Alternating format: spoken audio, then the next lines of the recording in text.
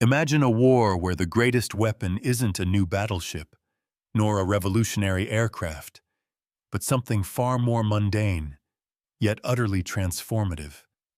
Imagine a war where the lines between factory and battlefield blur, where the very act of repair becomes a weapon of strategic annihilation. This isn't science fiction. It was the chilling reality that dawned upon the Imperial Japanese Navy in the vast, unforgiving expanse of the Pacific Ocean during World War II. For decades, military strategists on all sides had operated under fundamental assumptions about naval warfare. Ships would get damaged, and they would need to sail thousands of miles back to distant, fixed shipyards for lengthy repairs, taking them out of the fight for months, sometimes even years. This attrition, this grinding down of forces through distance and time was a calculated risk, a cornerstone of war planning. The Japanese, with their meticulously crafted strategy for confronting the mighty American fleet, had banked heavily on this very principle. Their audacious plan at the outset of the war was simple, yet brilliant in its apparent logic. Strike hard, damage deeply, and create an unbridgeable chasm of repair time and logistical strain that would cripple America's ability to project power across the Pacific. Their intelligence reports were precise. They knew America possessed formidable naval shipyards, sprawling industrial complexes on its west coast, Mare Island in California, Puget Sound in Washington, capable of handling multiple capital ships. Pearl Harbor, closer to the anticipated war zone, could manage a handful of major repairs. The numbers, on paper, favored Japan's initial offensive. If they could inflict critical damage on 20 American capital ships in the first 6 months, their calculations showed it would take America at least 18 months, if not longer, to repair or replace them. Each major repair would necessitate a grueling 3,000-mile journey back to the West Coast, a round trip that alone would consume weeks, effectively removing those invaluable vessels from combat for half a year or more. Admiral Isoroku Yamamoto, despite his profound reservations about the wisdom of war with America, had reluctantly signed off on these estimates, trusting the data presented by his operations officer, Commander Kameto Kuroshima. Kuroshima's charts painted a clear picture of American industrial capacity, but also highlighted what he perceived as its Achilles heel, its fixed nature. The United States produced an astonishing 1.5 million tons of merchant shipping in 1941, dwarfing Japan's 400,000 tons. But Kuroshima argued, naval construction was different. Warships demanded specialized facilities, highly skilled labor, and specific, often rare, materials. The bottleneck, he confidently predicted, would not be raw industrial power, but the finite, unmoving dock space and repair facilities. They were wrong. Catastrophically, strategically, devastatingly wrong. What Japanese strategists, steeped in traditional military thinking, could not fathom was an innovation so profound, so audacious, that it transcended conventional warfare. They had not, in their wildest imaginings, conceived that the Americans would simply build new shipyards and float them to the battle zone. The true nature of this unseen, existential threat began to reveal itself not in a thunderous naval battle, but in the quiet, tense observation of a Japanese submarine commander. Lieutenant Commander Tishi Matsumura, aboard submarine I-36, peering through his periscope into an American anchorage, witnessed something that defied every single calculation, every logical projection made by the Imperial Naval Staff. What unfolded before his eyes was not just a fleet, it was an entire industrial city at sea. In the notebook tucked into his breast pocket, Matsumura meticulously sketched and observed, filling page after page with details that would, in their chilling implications, shake the Japanese high command to its very core. Through the powerful lens of his periscope, he counted them. 6 colossal floating structures, each one dwarfing any dry dock Japan possessed. One of these gargantuan marvels held the mighty battleship USS Alabama, hoisted entirely out of the water, its colossal hull swarming with thousands of workers and a veritable anthill of equipment. Another cradled not one, but 2 cruisers simultaneously, their vast underbellies exposed to the tropical sun. The implications were immediate, stark, and terrifyingly clear. The Americans had, quite literally, brought their shipyards to the war zone. That night, in his coded report to headquarters, Matsumura penned words that would resonate with an icy dread through Japanese naval planning.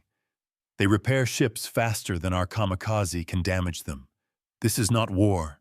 This is mathematics. We cannot win. Matsumura's chilling observation was of the auxiliary floating dry docks, specifically the AFDB series. These weren't just big barges. They were triumphs of engineering and logistical audacity. Each section, a monumental piece of steel architecture, was manufactured in different American shipyards, then towed thousands of miles across the treacherous Pacific. Imagine, if you will, hauling pieces of a jigsaw puzzle, each one weighing thousands of tons, across an ocean, to be assembled like a gargantuan steel leviathan in a remote lagoon. AFDB-2 alone stretched 927 feet long, a floating behemoth capable of lifting an astounding 90,000 tons, enough to raise the largest battleships completely out of the water. When fully operational, manned by a crew of 600 dedicated men and women, it wasn't just a dock. It was a self-contained industrial powerhouse. It boasted machine shops capable of fabricating almost any part, foundries to cast new components, electrical repair facilities, and storage for 65,000 gallons of fuel oil. It generated its own electricity, distilled its own fresh water, and operated with the efficiency and comprehensive capability of a major naval shipyard. Yet it could move. It was a mobile Pearl Harbor, ready to deploy wherever it was needed. What Matsumura, confined to the limited view of his periscope, could not possibly have known was the full scale of this monumental undertaking. Scattered across the vast Pacific were not just a few of these industrial giants, but 7 major advanced base sectional docks, ABSDs, and 31 smaller auxiliary floating docks, AFDs.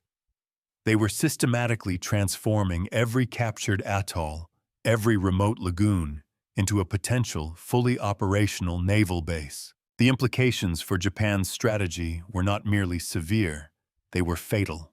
The story of these floating dry docks didn't begin with the urgent demands of war, but with commercial necessity and a touch of Yankee ingenuity. As early as 1927, the U.S. Navy had commissioned its first self-docking floating dry dock, YFD-2.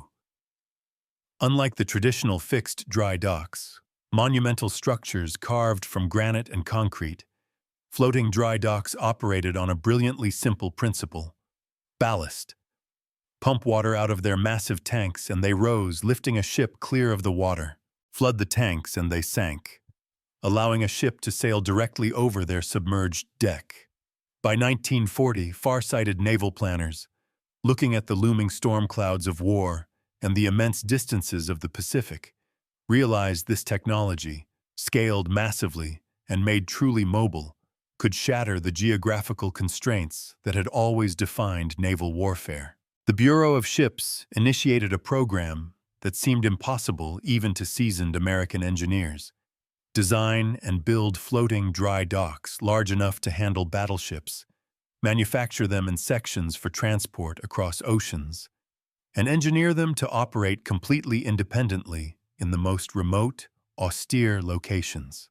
The Advanced Base Sectional Dock, ABSD program, represented American industrial organization at its most audacious, a testament to national will and unparalleled manufacturing prowess.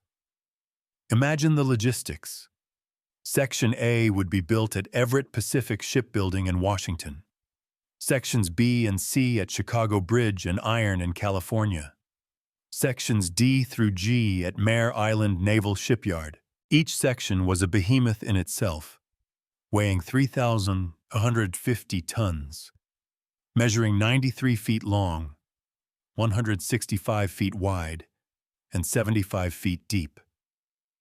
10 such sections, once meticulously welded together, would form a single floating dock capable of effortlessly lifting an Iowa-class battleship, a marvel of engineering the world had never seen. The engineering challenges were, to say the least, staggering. Each section had to be robust enough to endure the brutal storms of the Pacific during its arduous tow, yet engineered with such precision that it could be welded to its neighboring sections with tolerances measured in mere millimeters. The ballast systems, crucial to their operation, had to function in perfect, synchronized harmony. Moreover, these docks weren't just lifting platforms. They were designed as fully fledged machine shops, capable of manufacturing any replacement part, from massive propeller shafts to intricate gun barrels, right there on the front lines. It was a vision of mobile, integrated industrial power, previously unimaginable. The stark reality of this new form of warfare hit Japanese naval officers with crushing regularity. Commander Tamon Yamaguchi, captain of the destroyer Shigure, encountered this perplexing new American capability firsthand in March 1943. His ship had engaged U.S. forces near Tulagi, and his torpedoes had severely damaged the cruiser USS Helena. Japanese intelligence, meticulous and reliable in its estimations of fixed infrastructure, reported that the Helena would require at least 6 months in a stationary dry dock for such extensive repairs. But just 3 weeks later, to the utter bewilderment of Yamaguchi and his crew, reconnaissance photos showed the Helena back in action near Tulagi, fully operational, her guns blazing at Japanese aircraft. "We could not understand," Yamaguchi later recalled in his post-war memoir. "Where was the dry dock? We saw only empty ocean and small islands." The Helena had been repaired by ABSD-1, an engineering marvel assembled at Espiritu Santo just weeks earlier.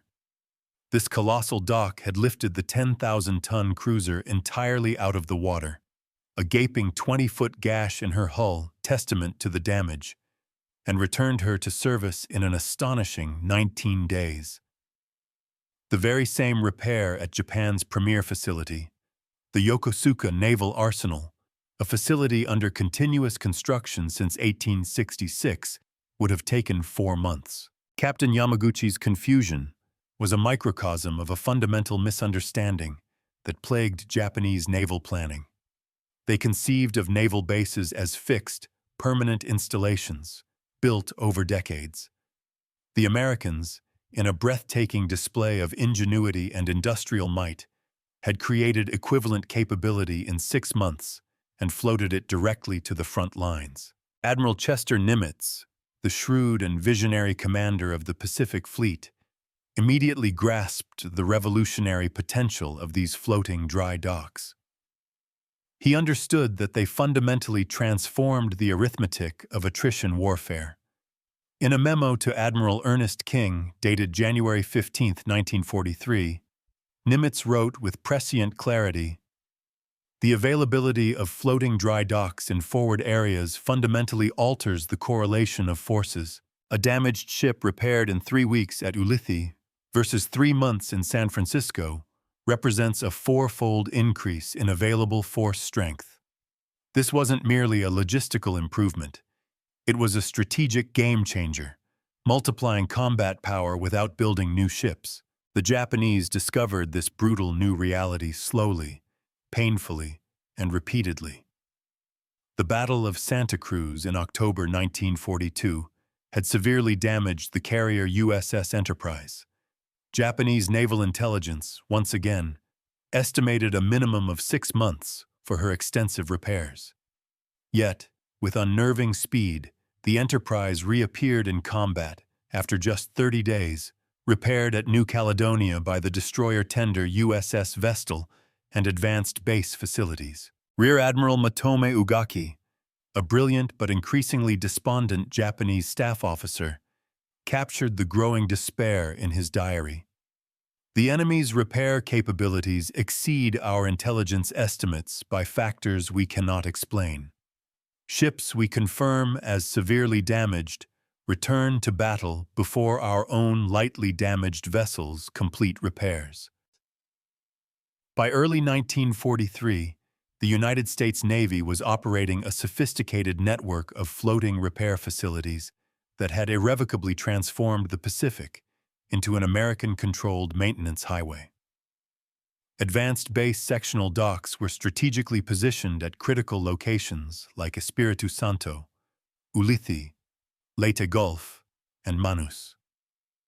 Dozens of smaller floating dry docks serviced destroyers and submarines at countless other locations, creating a resilient, distributed repair network. The raw construction statistics painted a grim picture of Japan's hopeless position.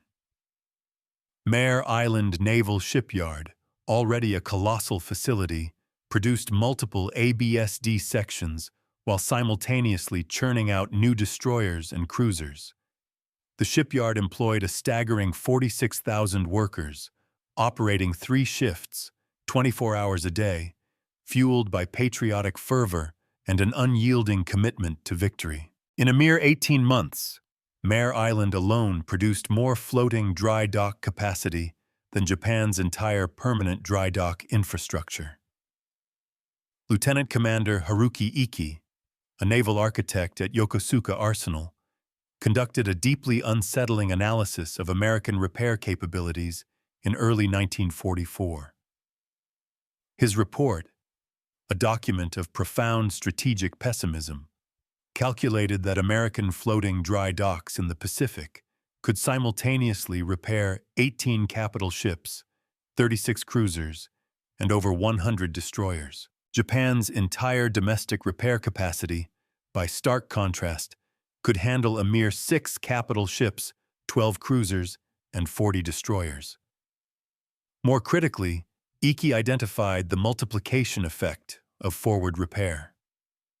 A ship damaged at Leyte Gulf and repaired at Ulithi returned to combat in 1/4 the time it would take a ship to sail all the way back to Japan for repairs. His conclusion was stark, chilling, and undeniably accurate. We are fighting an enemy who brings his homeland to the battlefield. We cannot sink ships faster than they repair them. The floating dry docks achieved their first truly spectacular public demonstration during the invasion of Kwajalein in February 1944. The venerable battleship USS Maryland suffered devastating kamikaze hits that tore a 40-foot hole in her deck.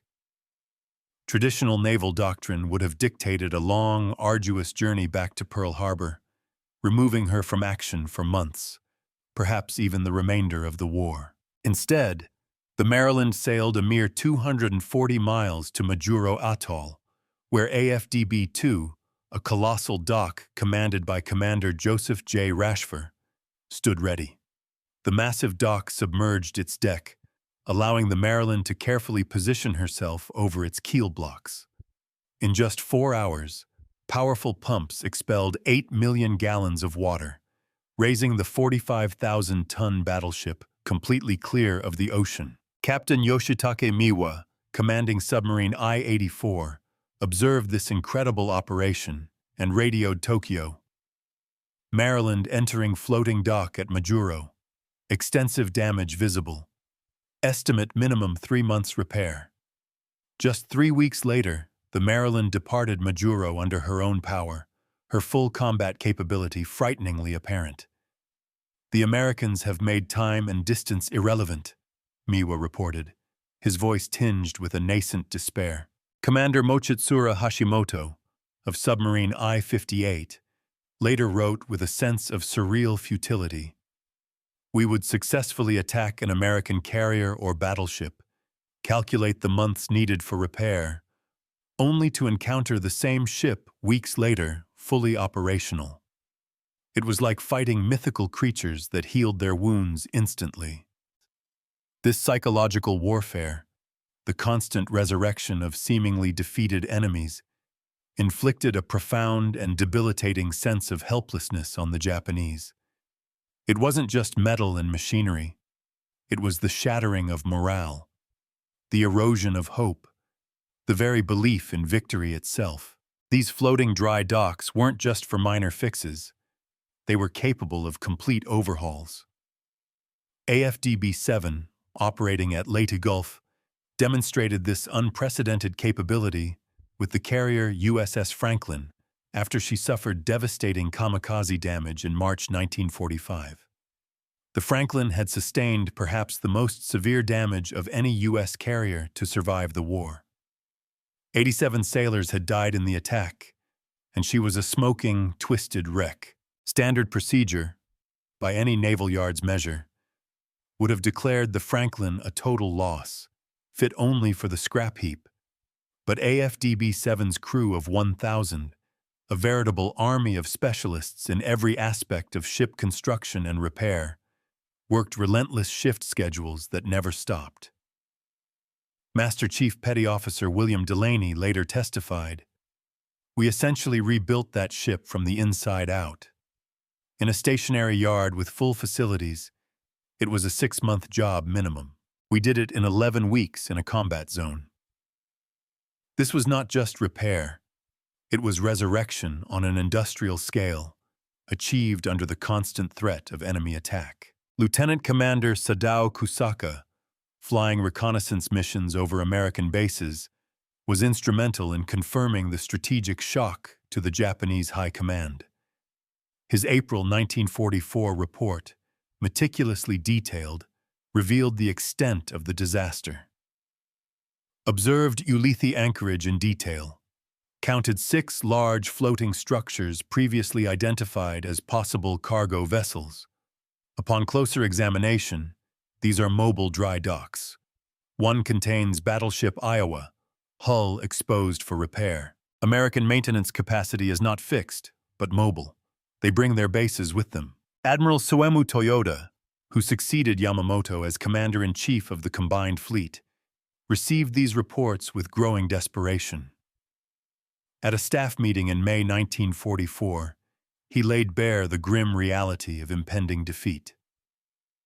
"If Americans repair ships 3 times faster than us," he stated, his voice heavy with the weight of responsibility, "we must sink 9 ships for every one we lose. This is impossible. We are losing to American floating steel and industrial organization." And this wasn't a failure of courage or tactical skill. It was a defeat of fundamental strategic mathematics. Life aboard these floating dry docks was a unique blend of industrial efficiency and remote outpost existence. Each massive dock section included living quarters for its crew, complete with comfortable bunks, galleys, and even medical facilities. Seaman First Class Robert Leckie, assigned to AFDB-3 at Manus, vividly described daily life. "Here we were, thousands of miles from home, living on this massive steel structure. We had movie nights projected on the dock walls, baseball games on the floor when no ship was in. We weren't just repairing ships, we were a floating piece of America." The sheer self-sufficiency and relative comfort stood in stark contrast to the harsh realities of combat ships. While destroyers and carriers often subsisted on canned spam and powdered eggs, the floating dry docks maintained frozen food lockers and even full bakeries. AFDB-2's Thanksgiving dinner in 1944 served over 2,000 hot turkey dinners to crews of damaged ships under repair, a small but powerful symbol of the homeland comfort brought directly to the front lines. It was a tangible manifestation of American industrial and logistical capacity, not just to fight, but to sustain a high quality of life for its fighting forces, even in the most remote corners of the world. Vice Admiral Takeo Kurita, a key figure in the Japanese Naval Command, experienced the strategic impact of this phenomenon with particular bitterness during the Battle of Leyte Gulf in October 1944. His battle plan, meticulously crafted, hinged on the assumption that damaged American ships would withdraw for lengthy repairs, thereby weakening the invasion force. Instead, crippled vessels simply sailed to nearby mobile repair facilities and returned to the fray within days, sometimes even hours. Kurita later wrote, "We would damage an American cruiser, assume it eliminated for weeks, only to face the same ship 3 days later. We were fighting not just the American fleet, but their entire industrial system, which they had somehow made portable."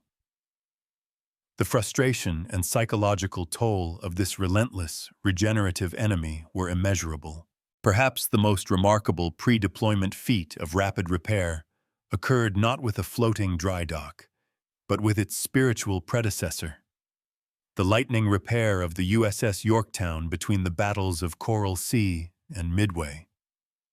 Severely damaged at Coral Sea, Yorktown limped into Pearl Harbor on May 27, 1942. Admiral Nimitz, understanding the desperate need for every single carrier, gave the repair crews an impossible 72 hours. The ship entered Dry Dock Number 1 on May 28th, and 1,400 workers from Pearl Harbor Naval Shipyard labored around the clock, welding, patching, and improvising. Against all odds, the Yorktown sailed on May 30th, her flight deck patched, boilers operational, and her spirit unbowed. Japanese intelligence remained convinced that Yorktown was still under repair when their pilots reported attacking a third carrier at Midway. Admiral Nagumo's staff simply couldn't believe it. Lieutenant Joichi Tomonaga, before his death, reported with utter disbelief, "The Americans possessed 3 carriers where we calculated only 2 were possible." The lesson of rapid repair, even if not yet fully mobile, was already being etched into American doctrine. By mid-1944, American floating dry docks had indeed transformed the Pacific into an American maintenance highway. Ships damaged at Iwo Jima could be repaired at Guam. Vessels hit during the brutal Okinawa campaign found ready-made floating docks at Karamaretto, a small group of islands just west of Okinawa, allowing them to remain on station. Commander Sadatoshi Tomioka, a Japanese naval strategist, calculated the devastating strategic impact. "The enemy has eliminated distance. A ship damaged at Formosa can be repaired at Leyte faster than we can repair a ship damaged at Leyte and return it to Sasebo.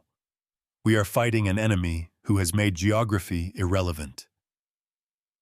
Between 1942 and 1945, the United States produced an astonishing 7 advanced base sectional docks, 31 auxiliary floating docks, and 55 smaller auxiliary repair docks. Their combined lifting capacity exceeded Japan's entire permanent dry dock capacity by a factor of 4. Each ABSD, a monumental investment, cost approximately $40 million to build and deploy, roughly equivalent to the cost of a light cruiser. Rear Admiral Kichi Kamamura, in a moment of candid despair recorded in his diary, wrote, "The Americans build floating dry docks the size of city blocks and tow them across the Pacific as if certain of victory.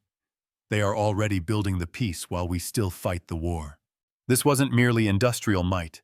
It was a deeply unsettling confidence in victory. The sheer skill and dedication of the dock workers were legendary. Chief Petty Officer Marcus Thompson, a hull repair specialist on AFDB-2, had trained for 18 months at Mare Island, honing his craft. His team of 40 welders could repair torpedo damage that would have challenged even the most advanced major shipyards. "We became artists of destruction repair," Thompson recalled years later. "Destroyer with her bow blown off? We'd fabricate an entire new front end in 5 days, right there at the front." The medical facilities on these floating dry docks added immense strategic value. Each major dock included a fully equipped hospital with operating rooms, capable of handling serious injuries.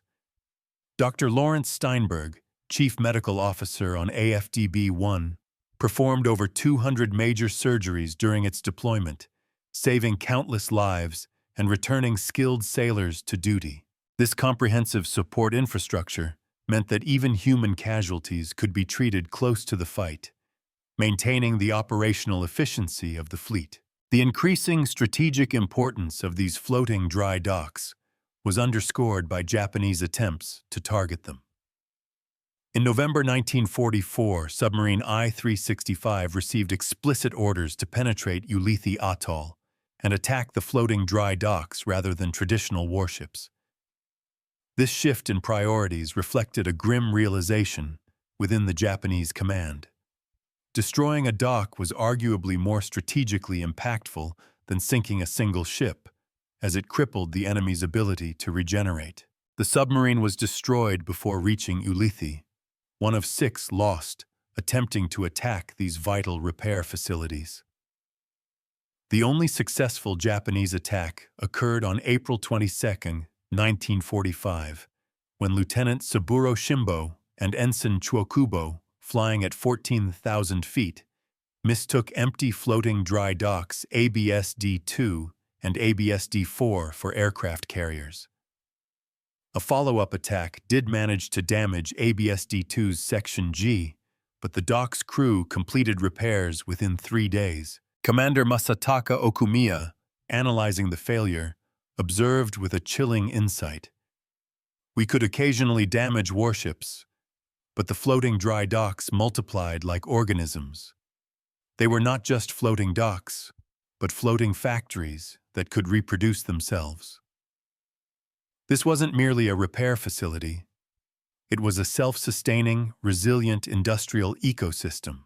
The Okinawa Campaign, from April to June 1945, represented the most concentrated and brutal damage of the Pacific War. Over 400 ships were hit by relentless kamikaze attacks, turning the seas around Okinawa into a fiery hellscape. Yet, a dedicated fleet of floating dry docks at Karamaretto operated continuously, sometimes lifting damaged ships even while still under air attack. Captain Toshiyuki Yokoi, commanding kamikaze operations, recorded with increasing despair, "Our pilots sacrificed their lives to damage American ships, only to see the same vessels returning within days." "The floating dry docks at Karamaretto," he lamented, "repair ships faster than we can organize new attacks." Of the 404 ships damaged at Okinawa, an astonishing 387 were repaired sufficiently to continue operations without returning to distant permanent bases. The destroyer USS Laffey, hit by 6 kamikazes on April 16th, a ship that should have been a twisted wreck, was operational again by May 1st. Captain Minoru Genda, a brilliant Japanese air tactician, reviewed captured American planning documents after the war. The revelation was staggering. The Americans intended to bring 12 major floating dry docks and 40 smaller ones to Japanese waters for the planned invasion of the home islands. "Even if we damaged half their fleet daily," Genda concluded, "they could repair ships faster than we could reload our guns." The war was unwinnable, not just because of American ships and planes, but because of their floating factories. Working with battle-damaged ships was incredibly dangerous, involving unexploded ordnance, toxic smoke, and unstable structures. On AFDB-3, 7 workers tragically died when a bulkhead collapsed during repairs on the USS Pittsburgh. Yet, despite the inherent risks and the isolation, morale remained remarkably high. The motto of AFD-2, painted in letters 10 feet high on its massive structure, read simply, "We keep them fighting." It was a testament to their purpose, their unwavering dedication, and their profound impact on the war effort. They were the unsung heroes, the logistical backbone, the industrial heart of the Pacific Fleet.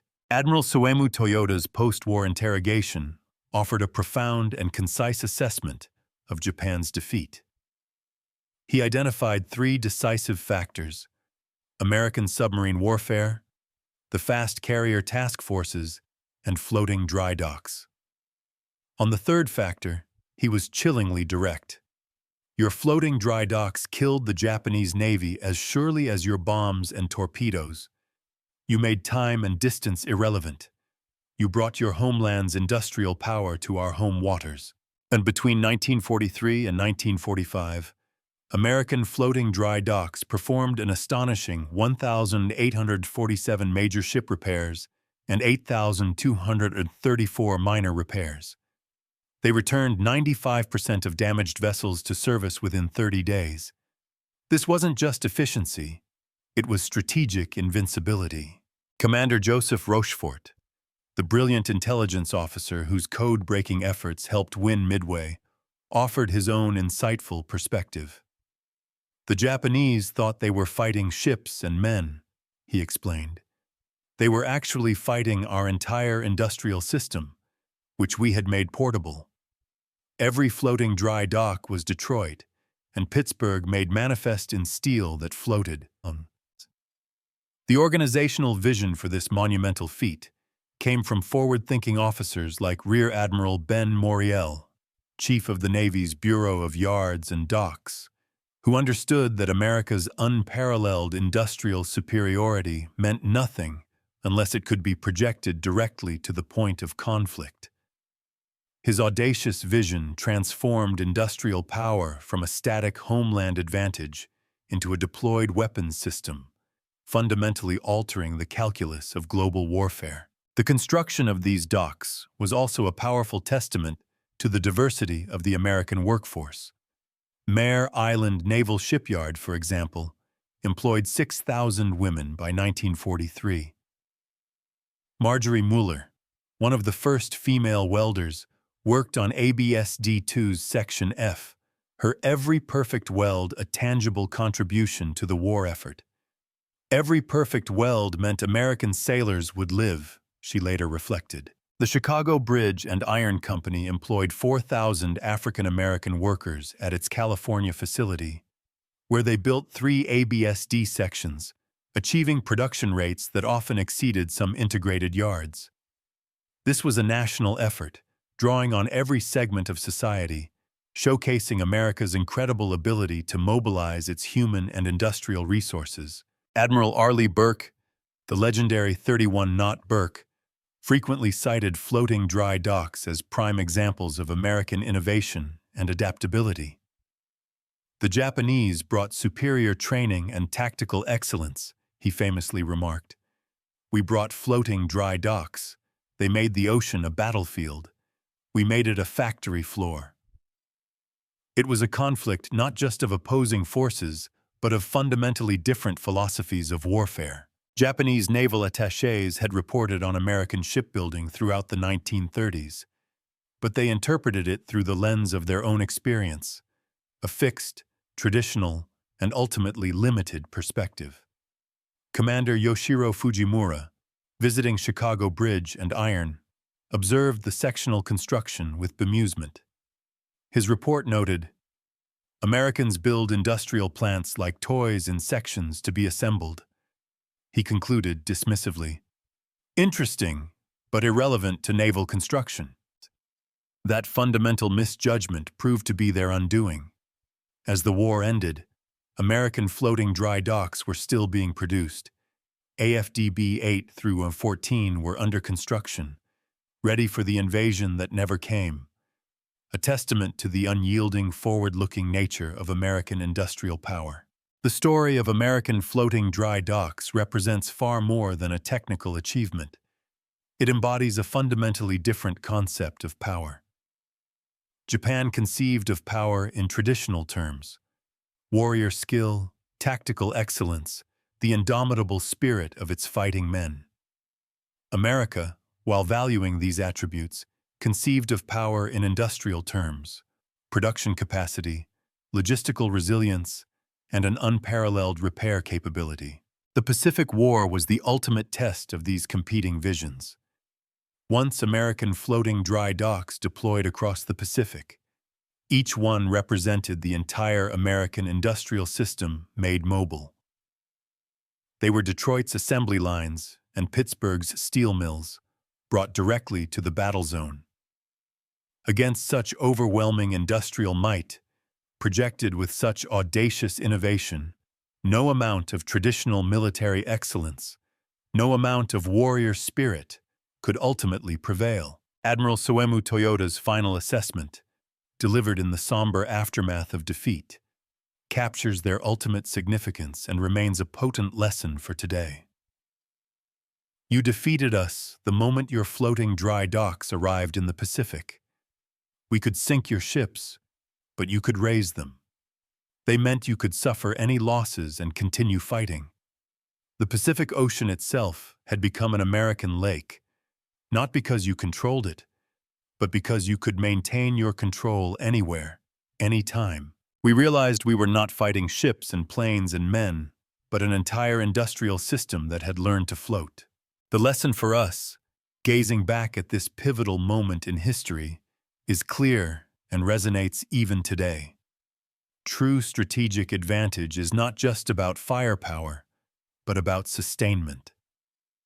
It's about the foresight to recognize and overcome logistical limitations, the ingenuity to innovate beyond conventional thinking, and the industrial capacity to project an entire ecosystem of support directly to the point of need. In an age of complex global supply chains, rapid technological change, and ever-present geopolitical friction, the ability to maintain, repair, and regenerate assets, both military and civilian, often outstrips the initial act of creation. The floating dry docks of World War II serve as a powerful reminder that the war is often won, not on the battlefield alone, but in the unseen battles of logistics, engineering, and sheer industrial will. What challenges do we face today where a floating factory approach, a radical rethinking of sustainment and resilience, could be the decisive factor? The answer might surprise you.